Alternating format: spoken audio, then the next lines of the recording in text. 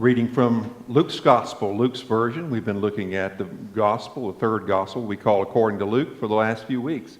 And so you've heard today the version that Luke told of the story of the empty tomb. All four Gospels tell that story. They tell them differently. If you look at the four Gospels, you'll notice that really they only have three things in common. One, there's an empty tomb. Mary Magdalene was there. They all agree on Mary Magdalene. And it was on the first day of the week, which we call Sunday. That's what they have in common. Their differences are very interesting. The oldest version of the story of Jesus' resurrection is found actually in Paul's letters. Paul died before any of the Gospels were written. How many knew that? Paul never read any of our Gospels. He was already dead by the time they were written. Paul's the oldest writer that's found in our New Testament that talks about the story of Jesus' resurrection. But for Paul doesn't show any awareness of the tomb stories, interesting enough. Paul gives no record of women being the first to tell the story. For Paul, it's about the men. Peter, Cephas, the 12, he says over 500 brethren later. And then finally, Paul says, I saw Jesus. He appeared to me. In 1 Corinthians 15, where Paul talks about that, he describes the resurrection in ways that are actually a little different than Luke's gospel, which I'll talk about later. But I want to spend a few moments this morning with you reflecting on this story, this version of the story. And then at the end of the time I talk, I want to try to bring it back around to where we live here in the 21st century and how we think about these things today. Last night, I watched Mr. Rogers and Me, the documentary about Fred Rogers.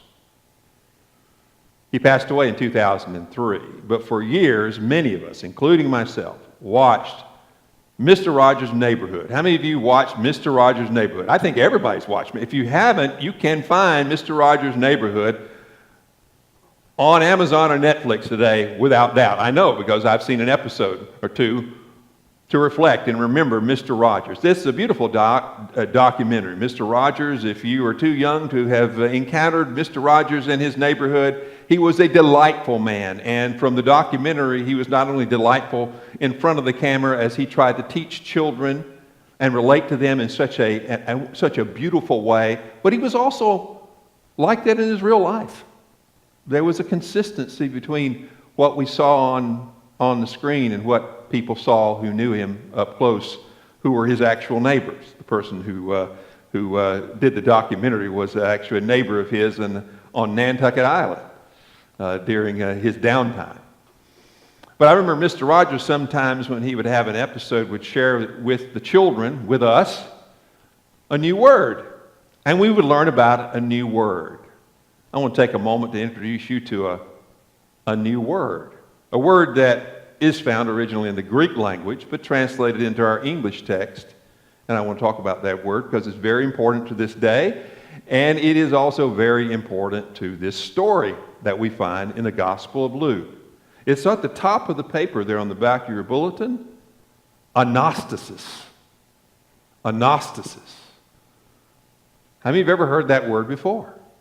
Anastasis. Some of you have, I know. You've read about it. Perhaps you've studied the Bible very closely. Maybe you had some encounter with the Greek language, the ancient Koine, common Greek of the time. Anastasis is translated risen or resurrection. The word literally means to stand up again. That's what the word means, literally, to stand up again. If you go to my home, you can go into my home, and go into the bedroom, and you could look in the bedroom and you can see that this morning, before I came to church, I experienced anastasis. And you can know that I slept there because I didn't make the bed. The sheets are still crumpled up. There's bedclothes around. There's an example of my own literal anastasis. I stood up again after lying in at least from appearances, a virtual dead-like sleep, except my wife says I snore, so you know that I was still among the living. But there's evidence that I experienced, in a literal sense, an anastasis. I stood up again after having been laying down for some time. But it's also used with metaphorical power to refer to being risen. That's the word they use here. He is not here. He is risen. And then the word resurrection is used quite often throughout the entire New Testament, especially throughout the Luke Acts narrative. And both of them go together. It appears the length of the Gospel of Luke and the length of Gospel of Acts, the reason why they're separated, at least one reason, is both of them could fit on an individual scroll. So there's 2 volumes. It's a 2-volume work. And it's really the longest continual, if you put them together, the longest continual narrative in the entire New Testament. It uses this word, translated resurrection, 16 times, more than any other document in the New Testament. It is a common theme throughout Luke, Acts.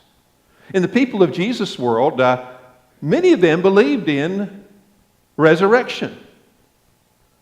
The Greeks had stories of people being raised from the dead. The Egyptians had their story, even of dying and rising gods. The Romans had stories about post-mortem appearances, especially of emperors, and an apotheosis when they went up into the heavens. So the idea of someone being raised from the dead was not as uncommon as you might think in the ancient world. Jesus really shared his views of resurrection with one of his chief competitors, the Pharisees, who also believed in resurrection, Anastasis. They expected that at the end of the age that there was going to be a great resurrection of the just and the unjust, and the just would be rewarded and the unjust would be punished. This was a part of the theology of Jesus' chief competitors, the Pharisees. Jesus also taught that according to the gospel records. And he demonstrated it sometimes in his ministry, we're told. For example, in Luke's gospel, we're told Jesus raised a son of a widow from a small village called Nain. Nain was near Jerusalem. We're told that as they were bearing out the body of this son who had died, his widowed mother was following along weeping, and Jesus brings the young man back to life. So there's a story of that. Later on, a young 12-year-old girl, the daughter of Jairus, the ruler of a local synagogue. Jesus raises her. She experiences anastasis.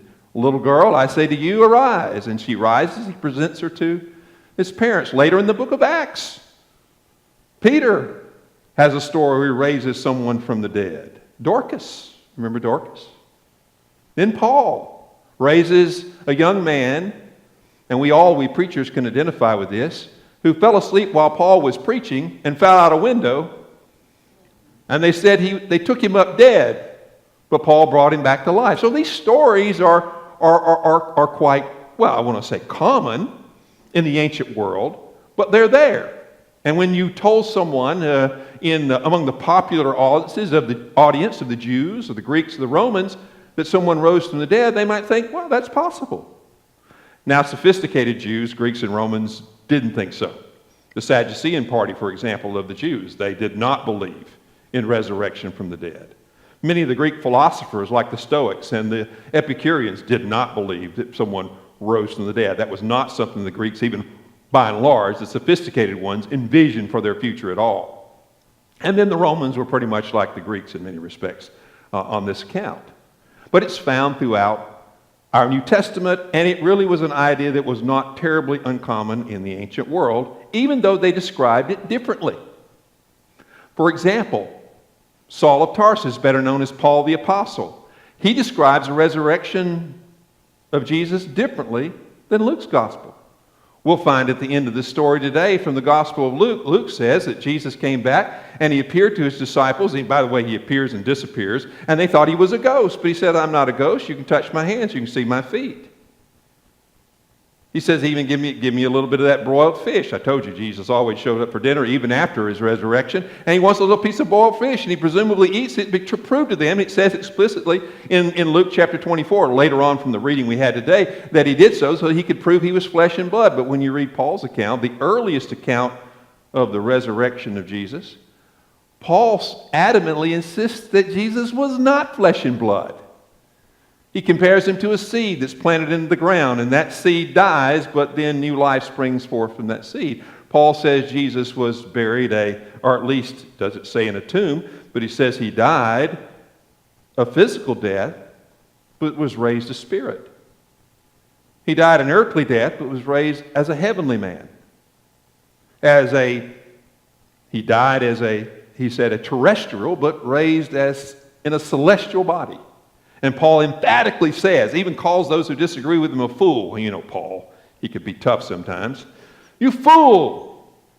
Don't you realize that flesh and blood can't inherit the kingdom of God?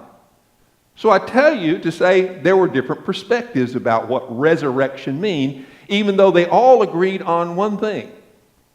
That after Jesus' death, he continued to be with them as a spiritual, powerful presence in their lives that they believed and felt so deeply about, it changed their lives. And I want to talk about Luke's version of that story today, because it's always good to go back and read these and hear them again, almost like the first time. So here's the story, at least thus far. Jesus was crucified as an insurrectionist. That is, they accused him of leading a rebellion, or trying to. He didn't. Luke goes over and over again emphasizing that Jesus was actually an innocent man. He tells us things about Pilate and Herod Antipas, that you don't hear in any other gospel to try to emphatically say Jesus was innocent of being an insurrectionist, someone who was a terrorist leading a rebellion. Even though he was crucified between two other insurrectionists in the place of a third insurrectionist, an individual called Jesus Barabbas. I'm not kidding, that's what he's called. Jesus, Barabbas means son of the Father. Jesus is crucified between two individuals in his place. And only in Luke's gospel are we told that one of the other criminals, the other insurrectionists, say to him, you remember it says in Mark's gospel, both of them taunted him and mocked him, both the criminals. But only in Luke's gospel does one of them declare, no, this guy's innocent. I'm a fellow insurrectionist. I know he's innocent. And remember, he's the one that Jesus says, this day you'll be with me in paradise. That's only found in Luke's gospel because Luke wants to emphasize that Jesus is an innocent man. Also, only in the Gospel of Luke does a centurion who's standing at the foot of the cross in charge of crucifying Jesus say, this was truly an innocent man. The other Gospel accounts have the centurion saying, truly, this was a son of God. But the centurion, according to Luke, says he was an innocent man. Luke bends over backward to say Jesus was not leading a rebellion. He was not an insurrectionist, but he was crucified as one. So what happens to his body? We're told that a man by the name of Joseph of Arimathea, a very wealthy Jewish man who was a member of the Jewish High Council, went to Pilate and requested Jesus' body. We're told that Pilate gives him control of the body. He takes him down from the cross. He wraps him in a linen cloth. This is a typical customary thing for the Jewish way of burial. And puts him in a tomb. It says it's a special tomb. It's a tomb where no one else has been laid. It's brand new. Apparently in his wealth, he was making early preparations for his own demise. Not going into this too deeply, but it was the custom of the ancient Jews to wrap a body, put it in a tomb, allow the body essentially there's no elegant way to say this, essentially to the flesh to rot away until all that was left was the bones. Then they would take the bones and put them in a bone box, an ossuary, and they would store them, and then somebody else could use the tomb for that same process. Joseph of Arimathea, we're told, takes the body down from the cross, wraps it in linen, quickly puts it in the tomb, because he got to do this within a short period of time between Jesus' death on the cross, about mid-afternoon, and sundown, which began the Sabbath, the Jewish Sabbath. So he does this very quickly, and we're told some women, specifically women who were part of Jesus' entourage, who followed him from Galilee, were watching and observing what Joseph was doing because they intended to do what? You remember? Go home and get the sacrifices that they were going to use to anoint the body of Jesus, and they were going to return after the Sabbath to do the normal customary burial process for a Jewish person of that time of the world, in that time. They couldn't do it immediately because they all, we're told, had to go rest on the Sabbath in keeping with the commandment. That's what it says in Luke chapter 23, the very last verse. And then it becomes to the first verse of chapter 24. And this is where the story gets interesting. Luke's version says that the women who had been watching, who had gone to make the spices, after the Sabbath ends, early on the first day of the week, that's early on what we call Sunday morning. Sunday's a pagan name. We picked that up from the Romans. But back then, the Jews just called the days Day 1, day 2, day 3, day 4, day 5, day 6, and the Sabbath, which is the seventh day. So at the end of the Sabbath, as the day dawns for the next morning, the women come back to the tomb to anoint the body of Jesus, not expecting, well, I should say, totally expecting that he would be there. When they get there, according to Luke's version, they see that the stone had been rolled away. Probably the stone is very similar to what we see on the front of your bulletin there, a round stone, usually put into a slot. You'd have to have somebody there to push it closed, and then they would have to pull it open. It says, according to Luke's version, that they arrived there and they saw the stone had been rolled away. And they looked inside the tomb, and the body is gone. And Luke's version says they're perplexed. I keep saying Luke's version because you go and read Matthew's version. Both of them borrowed from Mark, which was the basic and the oldest gospel. But Matthew gives a much more sensational telling of it. It's very different from Luke's gospel. Go and read it sometime. Matthew has an angel with clothes that look like lightning coming down. There's a great earthquake. He rolls back the stone. The women see it. There's guards, which Luke has no record of. They faint. The women see it. So they know what happened to the stone, but not in Luke's gospel. Luke's version, they show up. They don't know what's happened. It says they're perplexed. And in their perplexity, it says two men. Later we're told in Luke, the same chapter, they're called angels, messengers from God. That's what angel means. A lot of people confuse what the word angel means. It means angelos. It means a messenger from God. These two messengers from God, they show up. Later in the chapter, we're told that the women saw a vision of these two. And that's when it's announced. Why do you look for the living among the dead? He's not here. He's risen. Just like he told you he would. Because in Luke's gospel, 6 different times, Jesus tells his disciples that he is going to be handed over to the hands of sinners. He's going to be crucified. He's going to be buried. And he's going to rise on the third day. So these two heavenly messengers tell the women in this vision they have that Jesus is not here. He just did what he told you he was going to do all along. Of course, earlier in the gospel, Luke, it says Jesus kept telling them this, and they were clueless. They didn't hear it. They didn't know what he was talking about. So it says here the women go, yes, we remember. So what do the women do? They go back to the 11. Now, how do you get 11? I thought it was 12. Well, this is 12 minus Judas.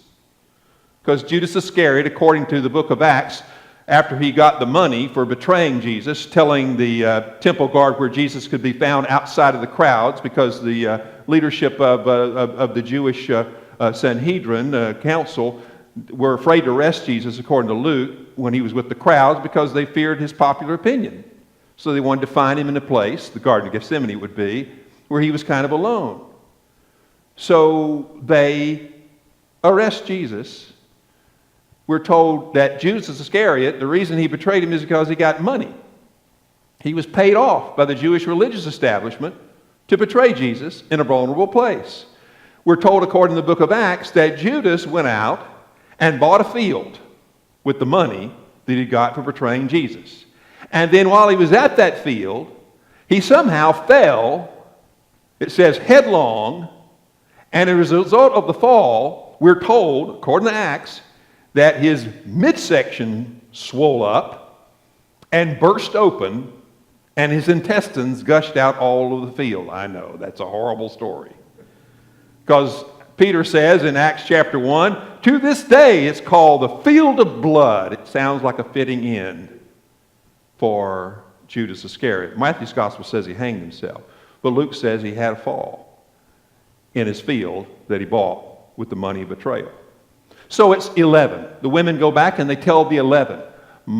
And the rest. Now, who are the rest? We're not told exactly, but later on in Acts chapter 1, we're told that there are 120 disciples of Jesus who have stayed in Jerusalem that whole time. So imagine this. It's not just the 11, but perhaps nearly 110 other people who are also there that they're reporting this to. And they tell the disciples, the apostles, this group of followers, what they've experienced in this vision. And what do they say? Do they say, wonderful, this is great, he is risen? No, that's not what they say at all. The men say, you women are crazy. That's basically what they say. The word there is the word that means they thought they were delusional. They weren't expecting Jesus to rise from the dead. Luke wants to make this point, by the way, over and over again. It's part of the way he tells the story. He says they're delusional. And they leave it at that. In Luke's Gospel, verse 12, which is not found in some of the oldest manuscripts, say that Peter ran down the tomb and looked himself and was amazed. But that verse is not actually found in some of the oldest manuscripts, even though some of their translations include it with a footnote at the bottom. And that's how that part of the story ends. Now, the rest of the chapter goes on to say that Jesus appeared and reappeared, for example, to two people on the road to Emmaus. And then later, when all the disciples, this whole group was gathered still in this upper room, we're told that Jesus appears in their midst. Notice these stories of Jesus who sounds different. The people, the two on the road to Emmaus, don't recognize him. And then he disappears after he breaks bread. And they get an insight into who it is. He appears and disappears with the disciples in the upper room. These are all interesting and strange ways of talking about these post-resurrection appearances of Jesus. But they're the way that Luke tells the story. Later in Acts, he says he stayed for 40 days, and at the end of 40 days, what happened to him? According to Acts, and only found in Acts and Luke, it says he ascended bodily into the clouds, and now is standing or seated at the right hand of the Father in heaven. And that's where we leave Jesus as the story continues. Friday night a week ago, Regina and I were out to dinner, one of our favorite restaurants here in town over at Lakeside Village, and we were eating our dinner, and so a fellow that we had seen several times came up there and sat, and it was close enough where we could communicate with one another. It was at the bar, okay? And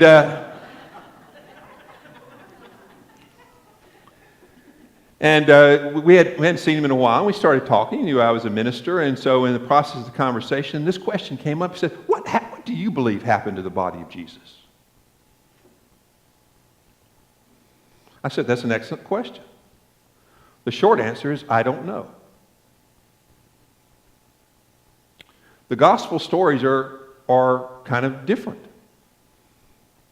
When you read them all, some of them seem to say that the actual body of Jesus was physically resurrected. But when you read the oldest account like Paul is emphatically, no, it wasn't a physical resurrection, it was a spiritual one. Because flesh and blood cannot enter the kingdom of God. That's the oldest account we have. And then when you read through the New Testament, they're always a little nebulous about it because the appearances are always a little strange. There's something that we, especially as 21st century people, it raises more questions than it gives us answers. And so I told him, I said, I don't know what happened to the body of Jesus. I'm not that concerned about it. The accounts are a little different. They're a little murky. They raise a lot of questions in my mind. Christians throughout history have believed, in some cases, it was a physical resurrection. Some believe it was a spiritual resurrection. Some interpret it more metaphorically, as having metaphorical power. All I know is that the earliest followers of Jesus all reported that after they knew he was dead, he continued to be an ongoing presence in their lives. The kind of presence that transformed who they were. That not only transformed their devotional relationship to God, but also transformed their ethical relationship to other people. So I'm a little less concerned about knowing things I can't really know because there's no way for me to actually know. I wasn't there. All I can read are these different reports and then notice how it changed people and how it moved them to go out and tell the story of Jesus, whom they loved deeply and profoundly, And guess what? Whatever happened when it comes to physics regarding the resurrection stories, all I know is Jesus appears to be alive and well. Depending on which way I drive here from home, I can pass 5 or 7 different buildings dedicated to the memory of Jesus and celebrating the idea that he still lives. They're called churches. And for me, Jesus is not simply a dead historical figure. Sharon, where are you? We were talking, she asked me this past week who my favorite president was. And I told her, it's easy for me, it's Abraham Lincoln. I'm an admirer of Abraham Lincoln. He was not a perfect man. He grew. Fortunately, he always seemed to grow in the right direction. He possessed within his character the kind of integrity, wisdom, and skill that enabled him to preserve the Union and navigate from that position through the worst period, the darkest period in American history. I wish everybody who is a rising president who's about to take that office would read Doris Kearns Goodwin's book, Team of Rivals. I came away from that book, I've read a lot of other books about Lincoln, thinking, wow, that book portrays an individual who had the right particular qualities needed in a president to navigate that horrible situation. So I'm a great admirer of Lincoln. But to this day, I don't pray to God in Lincoln's name. I don't even gather with the party of Lincoln. Well, I don't, And they still meet regularly. Though I wonder if his memory is cherished as much these days. You'll have to decide that. I don't have the kind of relationship with Lincoln, whom I admire, that I have with Jesus of Nazareth, the Christ. For me, I still experience Jesus as the Christ of faith, who still draws me to his model, his example. I pray to God in his name. I gather with other people, with the party of Jesus each week, at least once a week. And we go out and we try to be his presence in the world. I've never going to go out and be the presence of Abraham Lincoln in the world. Whatever happened with the physics of Jesus' body, the powerful spiritual message of his ongoing relationship with me in my life has changed me, and I think it continues. There's still room for growth, okay? Will continue to change me into the future. That's when you ask me the question, how do you know he lives? Sherry, he lives within my heart. Anastasis. He got up. And he stayed up.